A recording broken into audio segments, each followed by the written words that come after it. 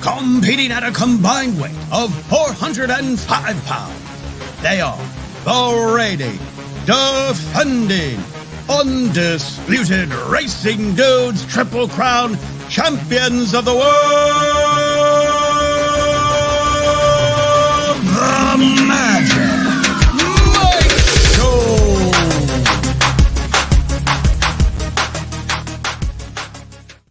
What's up, everybody? I'm Magic. And I'm Mike, and I'm considering opening this because of all the damn late scratches we're getting. Huzzah! Oh boy, this has been, I'm ready to start drinking as soon as this gets done, and Mike is as well. How are you guys doing? How is everybody out there in the Racing Dudes land? Is everybody feeling calm? No bad issues? Nothing going bad? Shoddy's having a good day? Yeah, it's been... Yeah.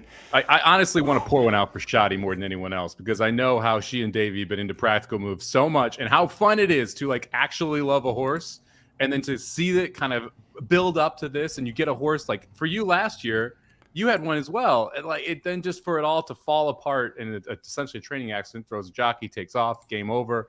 Just a bummer of a way to go down, especially for the people holding futures tickets. I had a couple of people send me some expletive line DMs about their 50 and 60 to 1 futures tickets that the day before the Derby are no bueno. Yeah, if you missed the news, practical move earlier today, they spiked a fever, right? Which is crazy because we saw Tim Yaktine, the trainer, his wife Camilla Millie Ball works for XBTV. She put video out of him just galloping around this morning. Looked great. And he is out because he spiked a fever. Very unfortunate. And then, the Lord Miles news broke. Well, listen, I'm happy it happened. Safi Joseph, I thought this needed to happen for a while. It's a shame that it took two horses dying under his care for it to happen. But he has been, Churchill Downs showed him the door. They gave him the Bob Baffert treatment. I love in this statement, by the way, Mike, that has said, in consultation with Safi Joseph Jr., they basically said, you can pack up your things and go, or you can go and we'll pack up your things and ship them to you in Florida. It's one or the other. Which do you prefer? So with that, we at least know White Barrio will be for sure racing instead of the Churchill Downs, he'll be racing at Belmont Park on Saturday. Well, that's the interesting part about this, too. I mean, you're losing horses in the pick 5 sequence that were Safi horses that are now gone. I know like you like Masterpiece earlier in the card. He's no longer running. So Lord Miles obviously changes the Derby. And honestly, the fact that Cyclone Mischief and Mandarin Hero get in make the race even more complex in my mind. We'll get into it. It's going to be the last one we cover here on the pick 5. But it adjusts the undercard play, too. My pick 5 ticket drastically changed when you took out White Barrio. And so now I had to readjust there. There's less speed in that race. I think that certain horses are going to get a little better trip now there. And then you have just this domino effect from all these different things. And now Mandarin Hero's in. And honestly, I don't know what to do with Mandarin Hero. I kind of want to use Mandarin Hero, but I kind of don't out of the 20 post. So it's one of those where it's like, oh God, do I have to fit him in the super now? Like, how do you structure this? Because that was one of the horses I was like, hey, if he gets in, he's legit in this race, right? Cyclone Mischief, a pace factor, probably not going to matter at the end. Mandarin Hero could matter at the end of this sucker.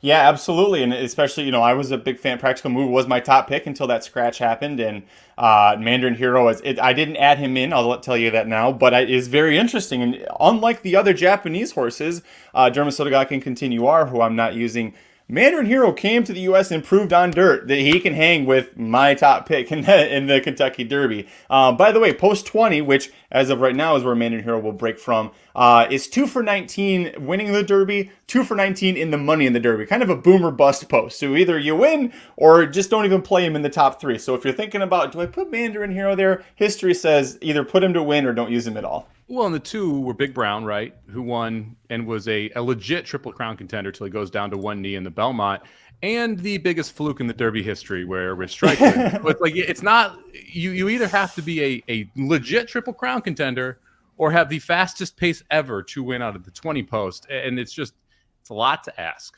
ask. Yeah, Alex Berg posted this, and I actually did have this thought for a brief second. Is Tim Yaktine picking up Lord Miles? I know you're joking, Alex. I really thought, boy, wouldn't it be kind of nice for the connections of Lord Miles if they're like, all right, we got the horse to the Derby. We'll still be able to run him just for Tim Yaktine, who he just keeps picking up everybody's, cast out. Oh, trainer got banned, send him to Tim Yaktine. But since Tim Yaktine also lost practical move. So, it would be interesting there. Yeah, I don't know. He is suspended indefinitely from CDI. That's it, though. We'll see. But we've got a big show, Mike. We do have the pick 5, as you called it, the late middle pick 5 or middle late pick 5. I can't remember. Either one works, I think. It's races 8 through 12, all graded stakes coming at you. We've got a big show. Let's get into it, buddy. Riders up!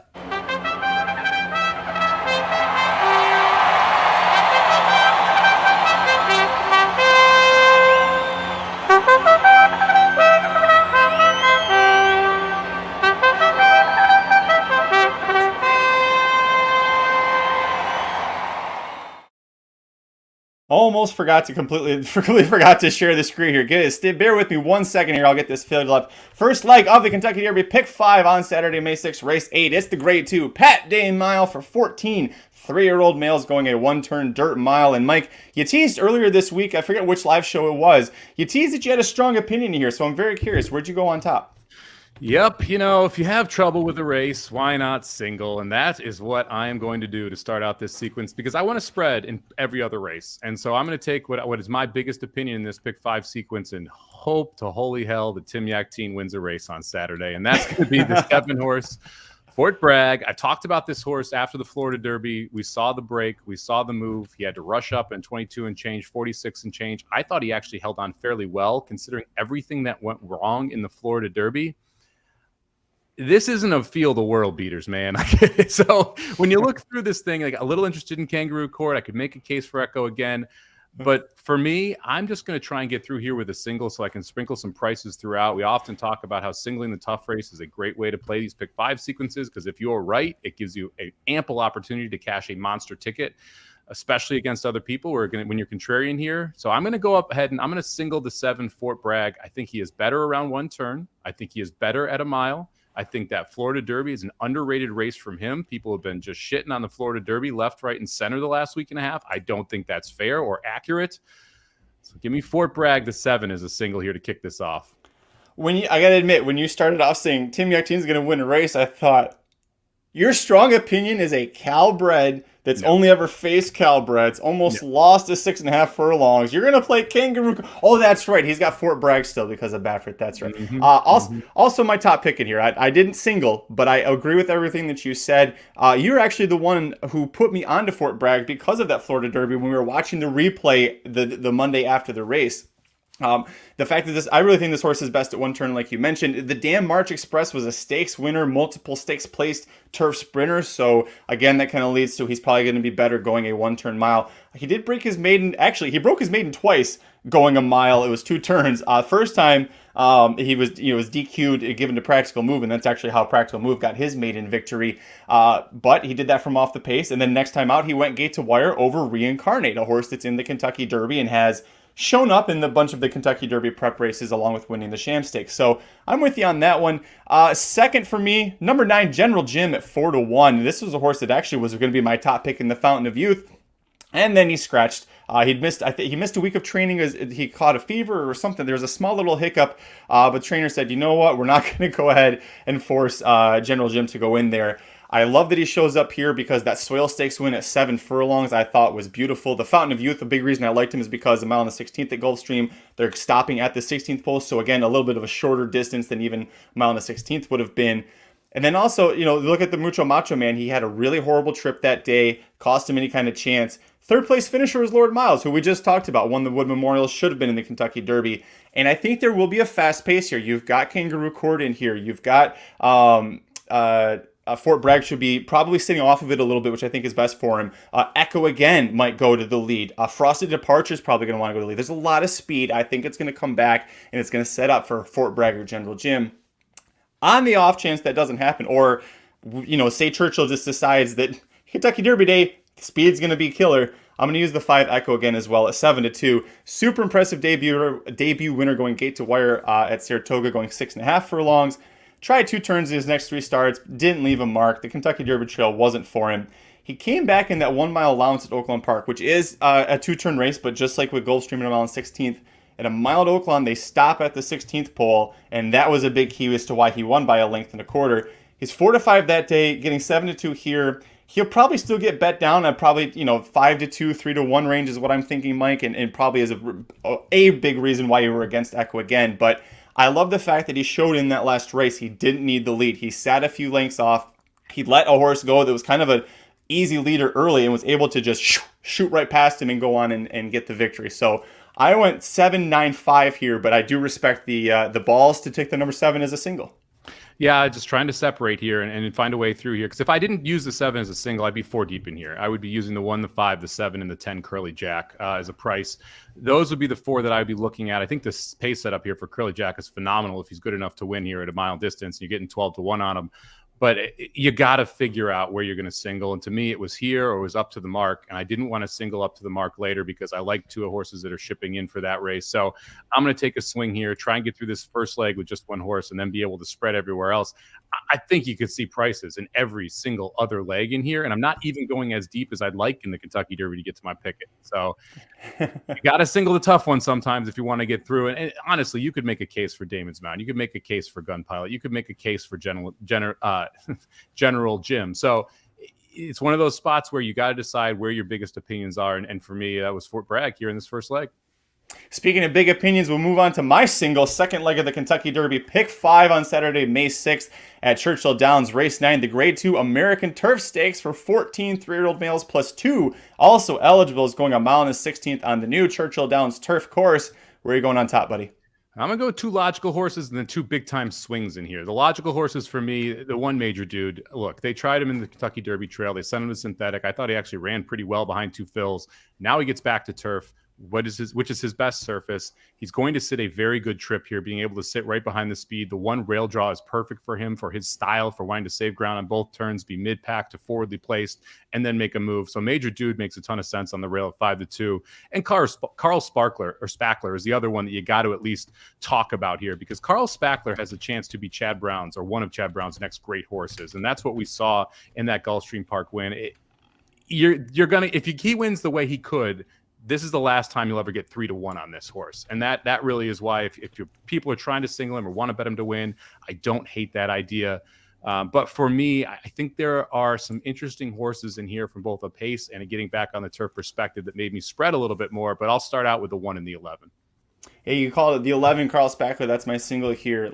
Debut race, had a rough break, rushed up to press the pace, took command off the turn, got caught at the wire by the number 2 Far Bridge, who is an interesting one. I don't know if you used him or not, but either way, we should talk about him for a second because he came back to win his next start. Carl Spackler returned, dominated maidens a month later by almost 9 lengths. He looked just like a future star. Like, you look at that and you go, that's a Chad Brown horse. Okay, that horse is going to go win some graded stakes races on some big days. It is a deep field, but I think this race is his to lose unless the 5 goes gate to wire. That is kind of the concern there, Johannes, but it's a California turf horse coming in that's not trained by Phil D'Amato, and for me, that was why I felt comfortable enough singling and not including the 5 in here as well. Did you use the 5, Johannes, in your ticket? I did. And just to, yes, and you on Carl Spackler, too. Terrible posts. Through the 9 of 11 and the 8 of 10 at Gulfstream in his 2 races. That is not advantageous at all. Now in the 11 post here, not a wonderful post, but easier at Churchill than it is at Gulfstream to get the job done from out there. Yeah, I thought Johannes is a must-use here for the simple reason that the only other speed's Mo Stash, and he ain't that fast, and he's breaking outside of Johannes. And so these turf races, we've seen it on big days. Horses can go gate to wire. And when you have a horse that I think is loose out there, I'm going to put him on the ticket. And so Johannes, the 5 horse at 15-1, makes the ticket. The other horse I'm adding in here is the 3 horse Mendelssohn's March. McPeak, at least it's a McPeak price. We're not playing McPeak chalk here. But when you look at the 3 horse and you go back and you look at the kind of the progression here. So runs at Fairgrounds, just misses, ends up breaking the maiden because of a DQ, runs back at Oakland Park in the slop. We often talk about turf horses, how they transition over the slop fairly well, comes from off the pace there. So I like that we were on the lead in a slow pace. We came from off on a reasonable pace. They put him in way over his head in the bluegrass. And now, which, Kenny McPeak move, now bring him back into where I think that he has his best shot to succeed. And that's over this turf course. It's being able to be tactically placed and then close. And oh, by the way, Mendelssohn, pretty good turf sire. And the dam is out of Galileo. So you've got turf top and bottom in my mind on this 3 horse. You're getting back to the right surface. You're getting 12-1, and you're going to get every bit of 12-1. I don't think this is one of those horses that gets bet down to 5 or 6-1 on race day. I think you're going to stay in that 12-1, maybe even float up to 15-21 range. And yeah, he needs to show more than he did the first time he was on turf, but he has improved in those other 2 races. And now you have a more experienced horse who should get a fairly good setup and should be forwardly placed and save ground on both of these turns. And you nailed it. You're getting a McPeak in this spot at a price. Like, this horse to me is dangerous. I didn't use him, but it's one that I'll be watching just to see any kind of improvement that he might make there. Might be a total donkey. Might not be able that good, but I think he's definitely, if you're willing to go deep in this leg, he's worth taking a shot at. Let's talk about the Too Far Bridge before we move on. Like I mentioned, he actually caught Carl Spackler right at the wire in both of their debuts at Gulfstream Park. And then he came back and he won that allowance at Gulfstream Park by 3.5 lengths. He was 2-5, so he was supposed to do that, but he looked very impressive, especially considering it was a 12-horse field. He was 7 lengths back in 10th and ended up winning by 3.5. Since then, he was owned by his breeder, Calumet Farm. He was with Christophe Clement. They sold him privately, and now he's over with Todd Pletcher, and now he's going to go back to Joel Rosario, who was aboard for his debut win. Neither of us used him. Was it the price that concerned you about him? Why did you leave Farbridge off? The price isn't wonderful. He's going to come from way off the pace, and so you got to trust Rosario to work out a trip on a closer from an inside post, which generally is not something that I really want to bet when it's 7-2.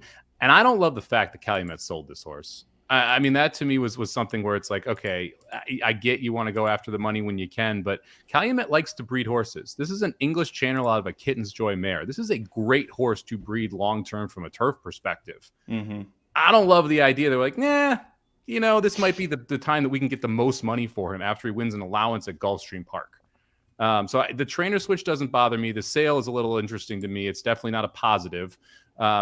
Rosario having to work out a trip is not a positive here. And I look at like Carl Spackler, there's just more upside for the 11 than the 2.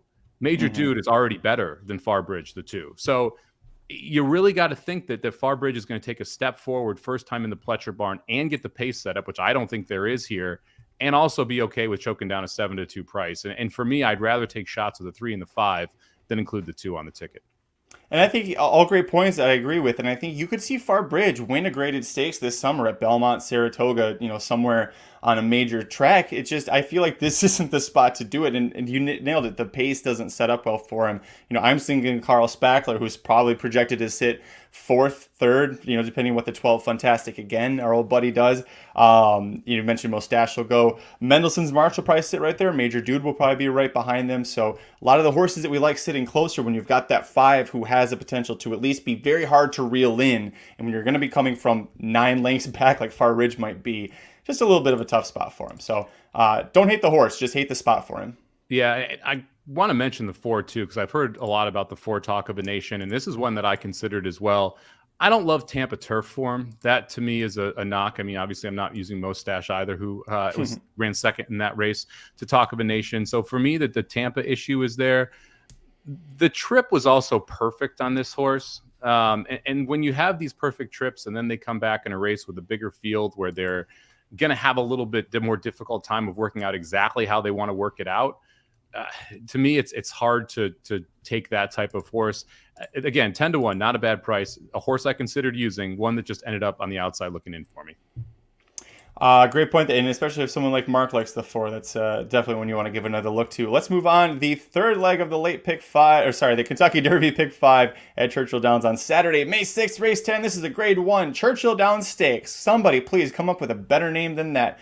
You have 11. Well, it's going to be 10. Wadabario is going to scratch. So we're going to have 10 older males sprinting 7 furlongs on the track. And last year, Mike, this is the one race I didn't get right in this sequence, and it cost me and my future son a very nice college fund starter. So where'd you go on top in this race? Look, I went with Cody's Wish on top. 4-5 is not exactly a wild, outlandish pick here. He won the Breeders' Cup Mile, looked great doing so. I thought it ran a really good race that day. Is improved for Belmont every step of the way. I'm interested in the 7 furlongs. 1 for 3 at the distance. He loves the track. 4 for 4 at the distance. His 1 7 furlong win was in the Grade 1 Fargo over Jackie's Warrior. So it's not like he can pick a lot of holes in his 7 furlong form, especially with the way this horse is rounded into form. Won 7 of his last 8 races. The only miss was by a neck to Scalding in the Challenger at Tampa, going 1 mile and 16th, which was, probably a little bit too far for Cody's Wish. So I'm not going to try and poke massive amounts of holes in Cody's Wish. I also think if you're going to beat him, today's the day. And so I'm going to try and beat him with a couple horses here that I think either have a pace edge or are just in better form right now. So I'll start with Cody's Wish, but I am going to end up 3 deep here.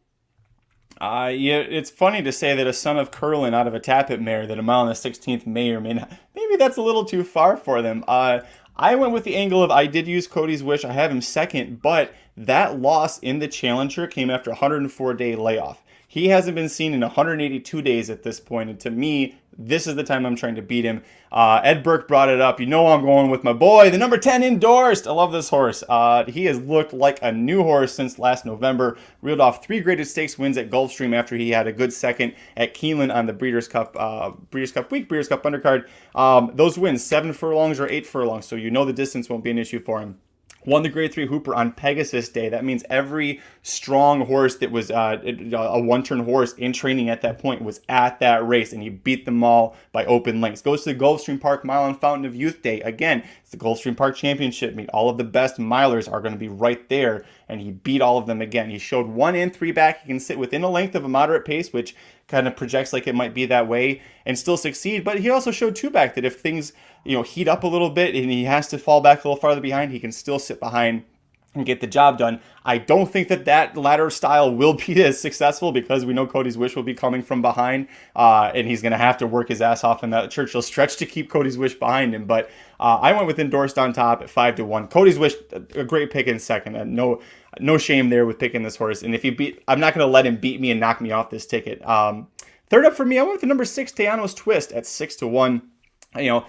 This horse is just so damn consistent, Mike. If you look at his past performances, ever since Chris Hartman claimed him and then quit trying, he tried him a couple times on turf and was like, okay, well, the Kentucky Downs purse wasn't worth trying to put this horse on turf. 7 starts since last September. He's won 4 times. He's never missed the board in any of those. He did win a 6.5 furlong stakes here as a 2-year-old. I think the distance, even though he's been running in a lot of 6 furlong sprints, I think the distance is still perfectly fine for him. I wouldn't go longer than 7 furlongs for Teano Twist, but I think this is a good spot. Another one like Cody's Wish that's going to be coming from off of it a little bit. He actually will probably be behind Cody's Wish, but I just love his consistency, Mike. I had to use Teano Twist here. You've seen a different horse in the last 4 for Teano Twist. Those Oaklawn races, it really elevated his overall levels. For me, I didn't use him because he's 0 for 3 at the distance and 1 for 7 at Churchill. And so I didn't want to take a horse who's never succeeded the distance. And the one win over the track was a long, long time ago. But Hartman has figured something out about this horse because we have seen that adjustment since going to those flat 6 furlongs. But if you've noticed, every race of September 21st, 2022, that's 7 now in a row, have all been at that 6 furlong distance. To me, the 7 furlongs is the real issue. I'm not sure that he wants that 7 furlongs. That's why I left Teano Twist off the ticket, especially since I think Cody's Wish is kind of a better version of him. And so they're going to have that same style and try and run up. I am going to agree with someone in the chat here. I'm going bombs away with the 8 Fortin Hill here as my other use. 20-1. And really this boils down to we're going 7 furlongs on a major race day at Churchill Downs over the dirt. And only one horse wants the lead. That's the 8 Fortin Hill. He's the fastest horse in this race early. May not be the fastest horse late, but I will at least get my druthers with my 20-1 shot leading going into the far turn. So I'm going to put the 8 Fortin Hill here. And oh, by the way, this horse was very good a couple years ago. Took a very long layoff, came back pretty good, switched over to Lobo's barn, looked very good at Keeneland. Now we're getting second off the layoff into this stakes. I think Fortin Hill has a legit shot at taking this field gate to wire 20-1. Love him. This was my 4th horse as well. I went 4 deep, and this is the last one. You nailed all the good points. Paulo Lobo's only had him for 3 starts going back to September of 2022. 2 wins, both of them by wide open lengths, and then the third, it was at Keeneland, and that was Breeders' Cup Undercard. That was the race that Endorsed lost by a half length to Nakatomi.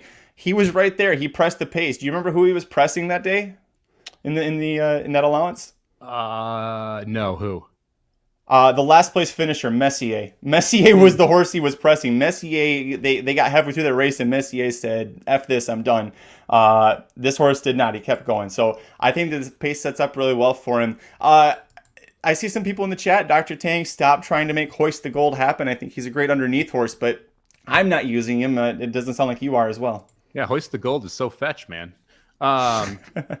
No, I wouldn't. I'm not a Hoist the Gold guy. To be honest with you, the 2 horses that I was trying to sneak on my ticket, your favorite trainer, Peter Miller. I think the 2 and the 5 at prices have a shot here in this spot. CZ Rocket and Get Her Number. CZ Rocket going to be more forwardly placed. I realize he hasn't won in a minute, but his best race fits here. If we go back to what he was doing back in 2021, we obviously haven't seen that. Going to be first off a trip over to Maidan. So a lot to ask. It's why he doesn't make the ticket, but I wouldn't sleep on CZ Rocket in this spot with Pratt up. I think that he could end up getting a pretty good trip. And let's not forget, he finished second in the sprint to Elite Power last year. So it's not like he's completely over the hill at this point. 10-1, not a terrible price. And then get her number. I mean, if you're sitting there and you tell me you like Hoist the Gold at 30-1, you got to like hear me sing at 30-1 a little bit and get her number a little bit based on that last race. I mean, get her number doesn't break, gets bumped multiple times, ends up running third to the two of them. It's one of those races where if Cody's Wish doesn't show up and it's not endorsed, we'll get Papa Dude's hat over here because that would be probably the next best way to try and select a horse. Pedlo wants to know what time will everyone start drinking on Derby Day. I think I'm going to start when this finishes, and then I don't know that I'm necessarily going to stop. We'll see how Oaks Day goes. These scratches keep happening. This is like I'm in California now. 7:30 a.m. first post tomorrow and Saturday. I can't wait to wake up at 5 o'clock in the morning to get scratches, which then Churchill won't release until 7:15 in the morning. Like you could just see this shit happening because Churchill Downs is so bad releasing scratches on time on these big days. I'm looking forward to be angry at CDI tomorrow at around 6:30 when scratches aren't out. They can't release scratches on time. They can't maintain a turf course to save their life, even with a bucket of green paint. But at least they can kick Safi Joseph off. So I think we're going to call this a little bit of a wash. The penultimate leg, speaking of Safi, of the Kentucky Derby Pick 5 on Saturday, May 6th, race 11. The Grade 1 Old Forester Bourbon Turf Classic for now 9 older males going a mile and 1/8 on the lawn. Masterpiece, one of these Safi Joseph horses that was told you cannot run at Churchill Downs. And this was a horse that I was going to use, so I had to restructure my ticket a little bit. Where'd you go on top in this one? Wolfie's Dynaghost, baby. He's back. My favorite horse. Well, one of them in training. Thank you, Wolfies, for that NHC run. I appreciate it. And you're my boy for winning in the slop at Belmont as well. But you're better on synthetic, not on turf. So, no, I'm not actually using Wolfie's Dynaghost on top. This was almost my other single. I almost singled up to the mark here, the 5 horse, 4-1 for Todd Pletcher, Irad Ortiz Jr. This is a horse where I was surprised was not the morning line favorite. You go back and you look at that Maker's Mark mile. Look, everything was against Up to the Mark, right? Chez Pierre goes gate to wire. Modern Games runs well, can't catch Chez Pierre, but Up to the Mark within a neck of Modern Games. If Modern Games was in this race, what are his odds? 3 to 5, 4 to 5 off of that one. I think he's 4 to 5 off the loss to Chez Pierre. So the neck finisher behind him is 4-1 on the morning line. When everything was against him in the race, it makes no sense to me. Up to the Mark is my top pick, almost my single. If this horse is around 4-1 and I'm still in the Kentucky Derby contest, you could probably find a nice little win bet next to my name in it. Yeah, that's the one concern, right? Is that I'm with you. This is my top pick as well. I don't think he's anywhere close to 4-1. I definitely think he's the favorite. I'm surprised that the 7 Hong Kong Harry is the favorite at 7-2. But I agree with everything you said about Up to the Mark. And by the way, a big reason for that, you can go to youtube.com/racing news and check out Mike doing a full preview of this race. Although you're watching us now, you're going to get his picks in anything. But it's there in case you want more information on some of these horses. But your argument for Up to the Mark was what pushed me over the edge and put him on top of a horse that I really love, especially in this spot. Number 8, Santine, is my second choice. Defending champion of this race, won this and the Arlington Million, both Grade 1 races here in 2022. Last time out, returned from a long layoff. He was 4th at Turfway Park in a stakes race. He went to his nose at the start. Like it was, you have to see that to believe just how bad it was for him. He just couldn't recover from that. The second place horse, Verstappen, if you remember him, he's the one that screwed up everybody's Grade 2 Elkhorn picks because he went on and won that at 20-something to 1 at Keeneland last month. So great form coming out of that. Reunites with Tyler Gaffleone at his best track, at his best distance. In 5 starts at a mile and 1/8 on turf, he was 2nd by a neck, 4th by a neck, 2nd winner. I love Santine in this spot. The rust got knocked off on the synthetic. So he is my second choice in this race, Mike. I'm surprised how many people are hating on him because he's quote unquote had bad races back to back. When it's like, well, like the one off the layoff, you're facing Wolfie's Dynaghost, who's phenomenal on synthetic, and have a awful trip throughout that process. If you go to the race 2 back at Del Mar, the Seabiscuit, you lost to Hong Kong Harry, but you had trouble early in that race. You go 1 back the turf mile. It was in the 7 wide around the turn, just like never really in position when you look at where Santine wanted to be in position. So there's excuses you can make for the last 3. Santine was the last or second to last, depending on how I look at it. Horse on the cutting room floor for me here. I like, look, we talked about this when we were covering Keeneland. Phil D'Amato is shipping live horses every time. Dirt, turf, doesn't matter. The fact that he sends Hong Kong Harry here, I mean, I feel like you got to play him. You got to include the 7 just because everything D'Amato's sending is firing. The fact that he shipped the horse means that he wants to run it in here. And Hong Kong Harry could have just hung out at Santa Anita and ran in a grade 1 mile race. Instead, here's where we show up on Kentucky Derby Day. And oh, by the way, he sent Earl's Rock too. So you have to use the 6 if you're using the 7. I cannot stress that enough. If you are using Hong Kong Harry because Phil D'Amato ships, you better be using the 7 because Phil D'Amato ships and got Luis Saez aboard. This is another horse where, like, you had a lot of options on the West Coast. What are we doing here? So for me, the 6 and the 7 both have to be on the ticket. If you're using one, you've got to use the other. I'm going to use the 5, 6, and 7 and try and get out of here. The difference is one of those horses has proven it longer than a mile, and the other one isn't. That's why I left Earl's Rock off. That wasn't the shipping. D'Amato shipping is not the only reason why I used Hong Kong Harry. You're also getting Flavien Prat aboard. When he was in California with D'Amato, it was like printing money with those 2 on turf. I'm very happy. No offense to Umberto Rispoli, I'm very happy that he's not on this horse and that it's Prat. But Pratt went back and picked up the mount for the Kilroe Mile, even, and that didn't turn into a good result for him. But a mile too short, mile and an eighth, yeah, it might actually be pushing it for him a little bit. But I think that the way that Phil D'Amato's horses were running, he did get that allowance win at Santa Anita, a couple allowance wins at Santa Anita. But mile and an eighth against stakes horses, we'll see how he does. I didn't want to use him because of the price. And then looking at this, I'm like, Up to the Mark has got to be the favorite. Hong Kong Harry might be the 3rd choice. You might see it steady on, catch a bunch of money. He might be 4th choice if people really love Santine, although it seems like there's a lot of hate for Santine right now. So maybe that doesn't happen there. I think Spooky Channel's going to take money too. I mean, if you just coming off a 3rd off the layoff, look great at Fairgrounds. Now you're getting Rosario back aboard. I mean, I wouldn't be shocked if Spooky Channel takes money in here. And then Bye Bye Melvin is a motion horse on the outside, the 10 horse who has some speed. Like, I wouldn't be surprised. This is a pretty even betting race. To me, Up to the Mark again, though, should be 8-5 in this race, not 4-1. Yeah, I agree. I am going to do, I got 2 more horses I'll go through real quick. I did use Wolfie's Dynaghost. I did in here. What's the chances that this is pretty quick pace? It's pretty strong, right? What if it isn't? There's one horse that you know for a fact is going to be going, and he can hold on after a mile and still keep running, and that's Wolfie's Dynaghost. This horse is absolutely going for the lead. Whether or not the one goes with him is the one's choice if he wants to lose. But the fact that he's won 2 straight, yeah, it was on synthetic, but he won on turf 4 back. The fact that he beat Verstappen, who came back and did so well. The fact that he beat Santine, and Santine is my 2nd choice, almost my top pick in here. I love him here. You're getting John Velasquez back aboard for the 2nd straight start.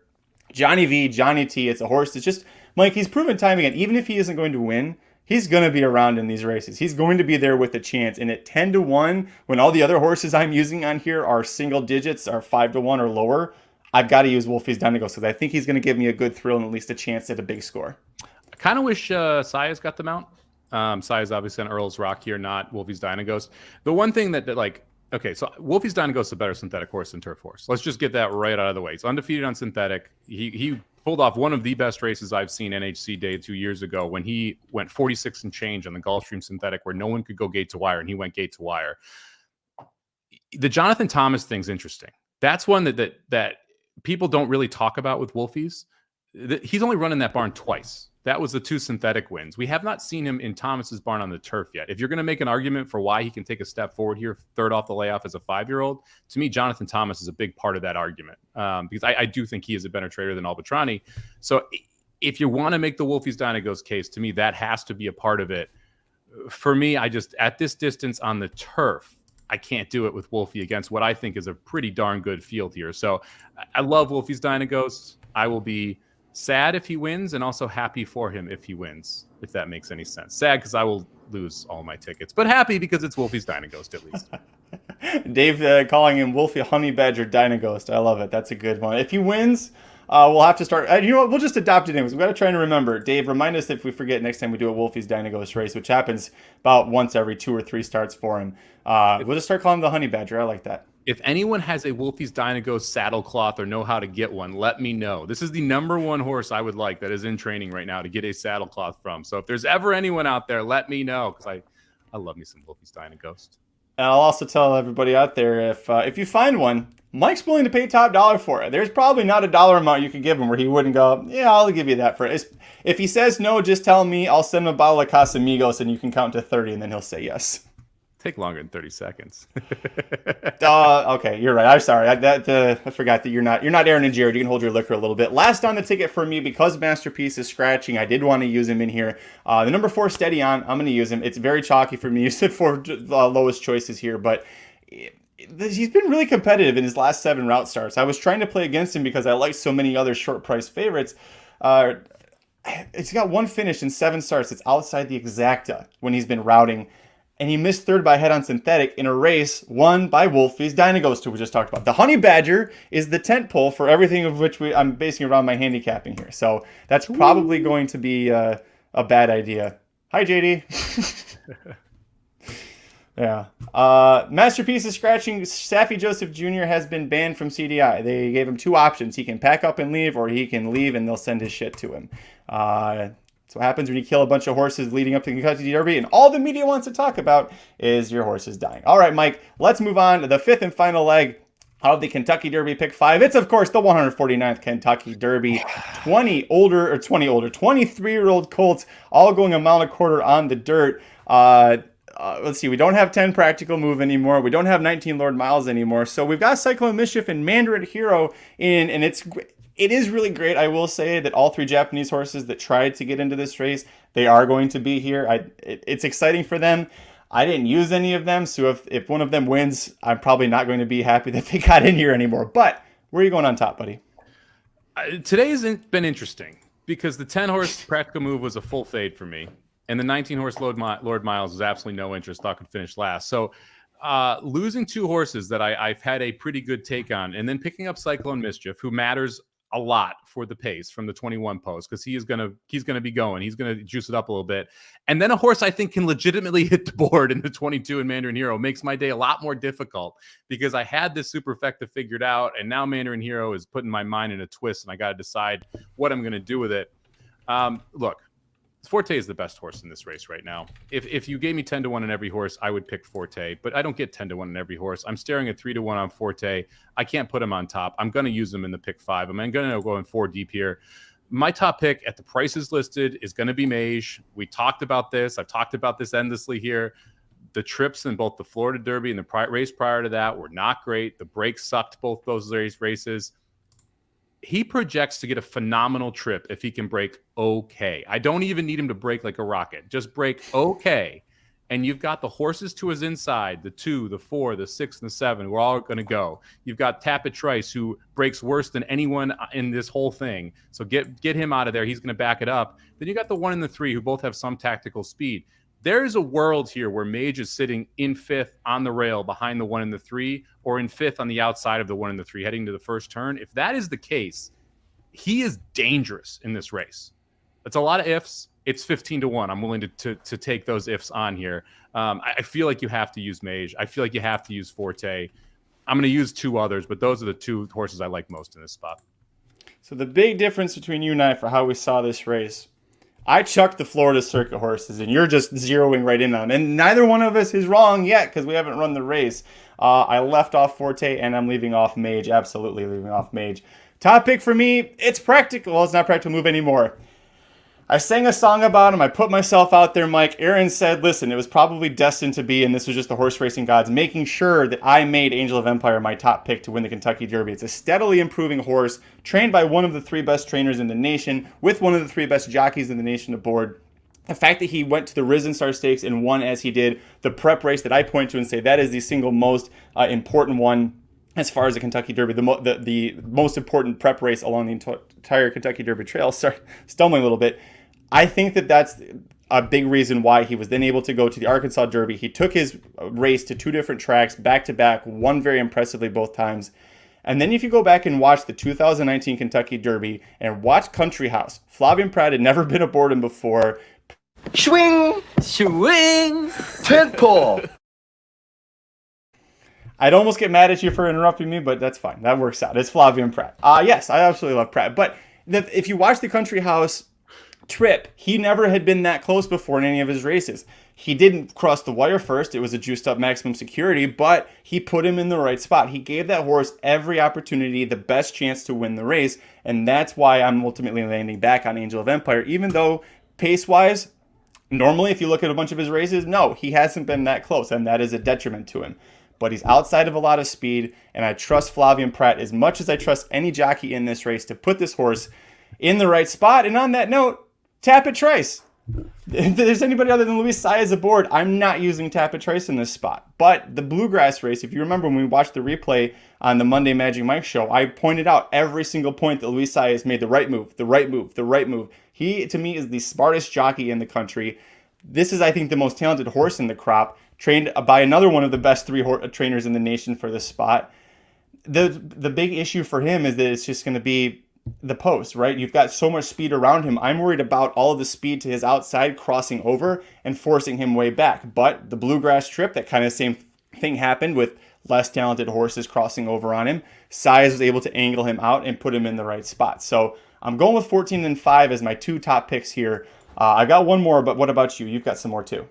So I'm going to agree with you on 14. I like Angel of Empire as well. I'm worried about how far back Angel of Empire is going to be. This was my top pick last week. We talked about that. When I dove more into the pace, I got more and more concerned about the trip Angel of Empire is going to try and get.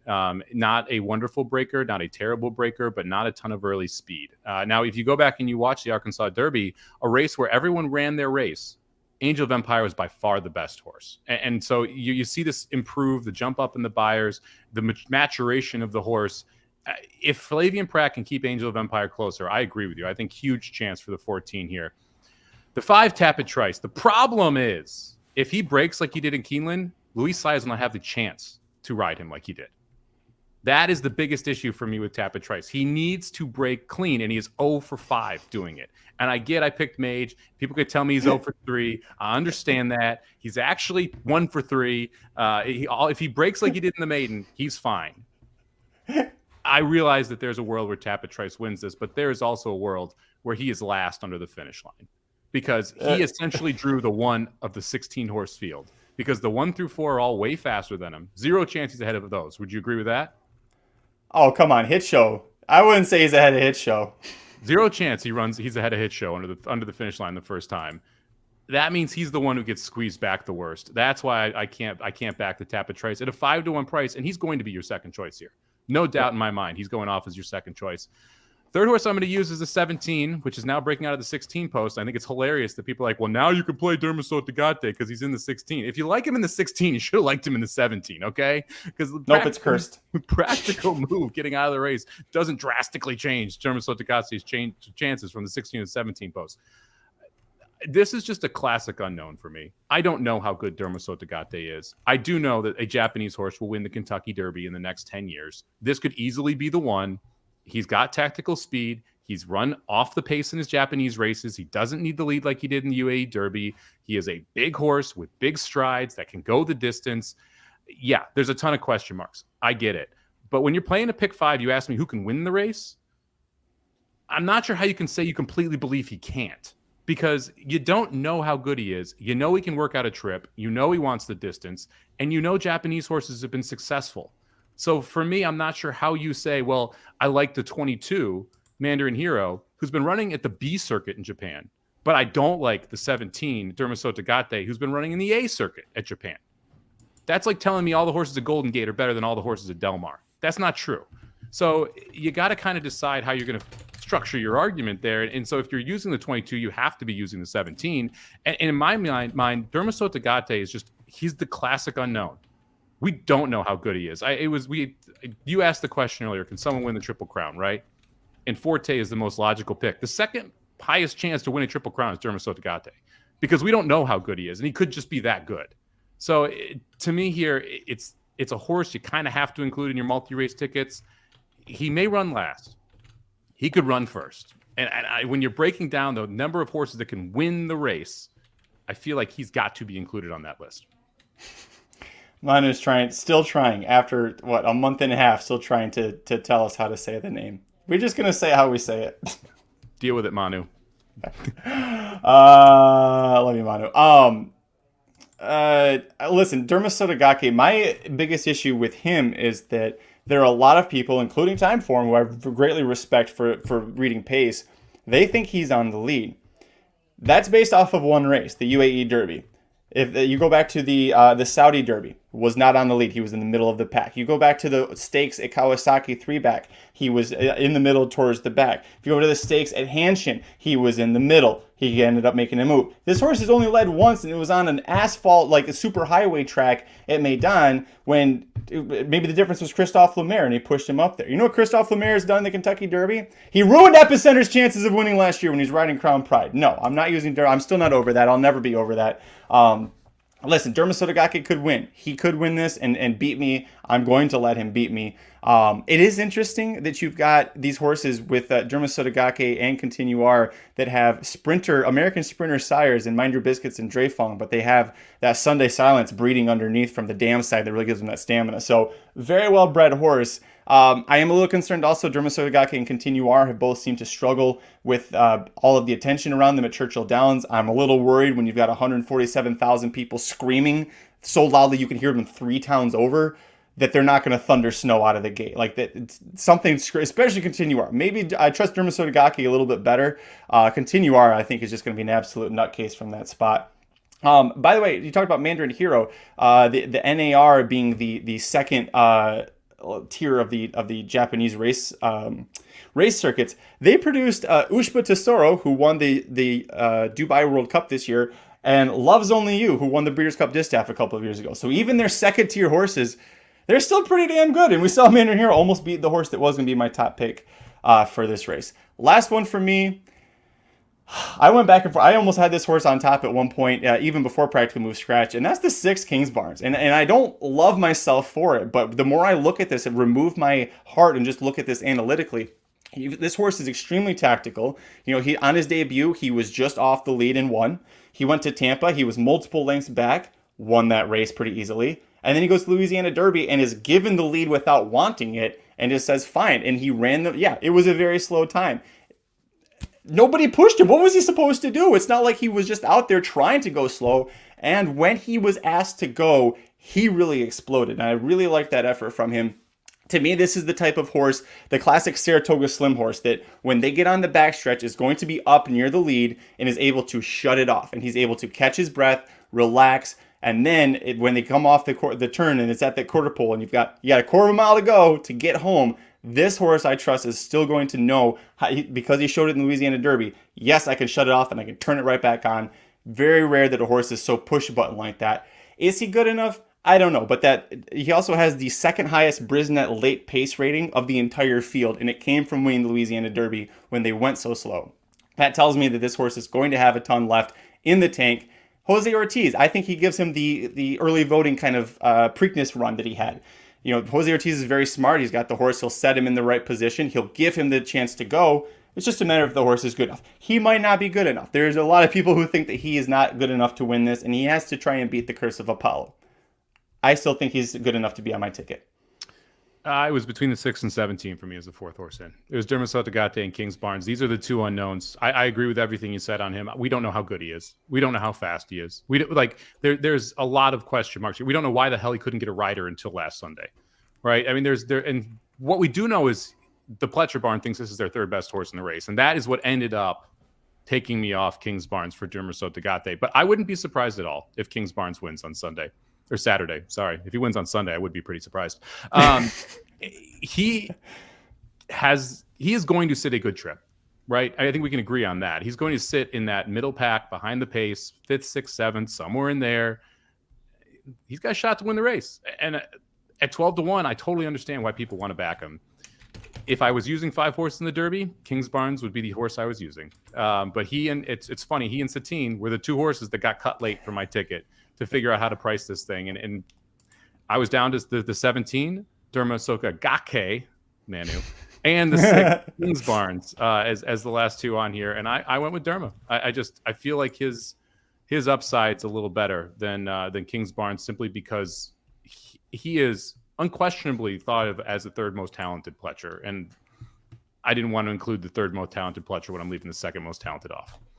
I do want to real quick just let people know, This is what Mike and I have been looking at in the background the entire show, is Aaron with his head down and two birds. Like, if you see me just randomly start laughing. In case you want to know what it's like to go through Derby week. And it's not these necessary. It's partially directed at us, partially directed at Mike. It's also just, it's Derby week. This is what happens to him. But hey, Aaron, the good news is you get to sleep in your own bed tonight instead of being on the road in some rat-infested motel or at an Airbnb where the floor is going to fall through from the bathtub. So you at least got that going for you. Yeah, and your pillows won't be in the basement. Positives. Oh, I hate you so much. Mark Elliott brought up a good point. If Kings Barnes was trained by Bob Baffert, he might be the favorite. He fits the pattern of previous Derby winners and Triple Crown winners. Big purchase price, tactical speed, hopefully clear of trouble. Unfortunately, he's not trained by Bob Baffert. He's trained by Todd Pletcher, who, as a lot of people like to remind us, is 2 for like 69 or something in the Kentucky Derby. So he would also be the favorite in the Preakness, not the Derby, if he was trained by Bob Baffert. That's fine. Yeah, very true as well. Whew. All right. Are we done? We did through it. Yeah, this was fun. Listen, I've never been less confident about a Kentucky Derby than I am about this year in terms of like picking one horse. And I was starting to get that way about Practical Move, and then he scratched. Last year, I was all gung-ho about Epicenter. This year, listen, I hope it's Angel of Empire, because then I wouldn't have sung for nothing. So, well, I mean, I think you're lucky that Practical Move scratched, because then you don't have to scratch out all of your tickets as he runs 7th and fades in the final furlong. And as JD Fox did bring up, it is, Kazushi Kimura, I think, is on his way to becoming, within a few years, we're going to start talking about him as like one of the top 5 jockeys in North America. He's very, very talented, is the reason I believe Mandarin Hero was able to get so close to winning the San Diego Derby. And it's nice to see that he'll also get to ride in the Kentucky Derby as well.